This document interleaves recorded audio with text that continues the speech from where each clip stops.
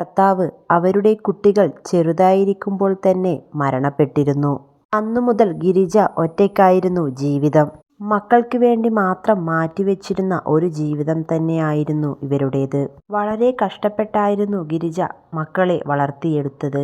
ഗിരിജയുടെ മരിച്ചുപോയ ഭർത്താവിൻ്റെ ഒരു സ്വപ്നം തന്നെയായിരുന്നു ഗിരിജ ഇപ്പോൾ നടത്തിവരുന്ന ജീവൻമാത ഓർഫണേജ്. അദ്ദേഹം ഗിരിജയെ വിട്ടു പോകുമ്പോൾ രണ്ടു മക്കളെയും ഈയൊരു സ്ഥാപനവും ഗിരിജയെ ഏൽപ്പിച്ചായിരുന്നു പോയിരുന്നത്. വളരെയധികം കഷ്ടപ്പെട്ടാണ് ഗിരിജ ആ ഒരു സ്ഥാപനം ഈ നിലയിൽ ഇന്ന് എത്തിച്ചിരിക്കുന്നത്. ഇപ്പോഴിതാ രണ്ടാമതൊരു ജീവിതം തുടങ്ങിയിരിക്കുകയാണ് ഗിരിജ. അമ്മ ഞങ്ങളെ എല്ലാവരെയും ഒരു നിലയിലെത്തിച്ചു. നന്നായി കഷ്ടപ്പെട്ട് തന്നെയാണ് വളർത്തിയെടുത്തത്. അപ്പോൾ ഇനി അമ്മയ്ക്കൊരു ജീവിതം വേണമെന്നാണ് ഇവരുടെ മക്കൾ പറയുന്നത്. അമ്മയ്ക്ക് ഇതുവരെ ജീവിതത്തിൽ കിട്ടാത്ത സന്തോഷം ഇനി അങ്ങോട്ട് കിട്ടട്ടെ എന്നാണ് ഇവരുടെ മക്കൾ പറയുന്നത്.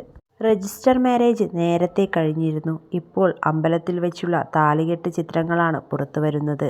ഞങ്ങളുടെ അമ്മയെ ചിരിച്ച മുഖത്തോടെ കാണുമ്പോൾ ഒരുപാട് സന്തോഷമുണ്ട്. ഇത് നല്ലൊരു മംഗളകാര്യം തന്നെയാണ്.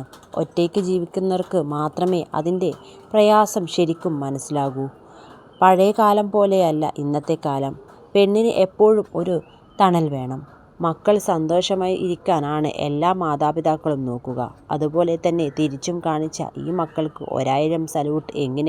ഇങ്ങനെ നീളുന്നു കമൻറ്റ് ബോക്സിലെ കമൻറ്റുകൾ.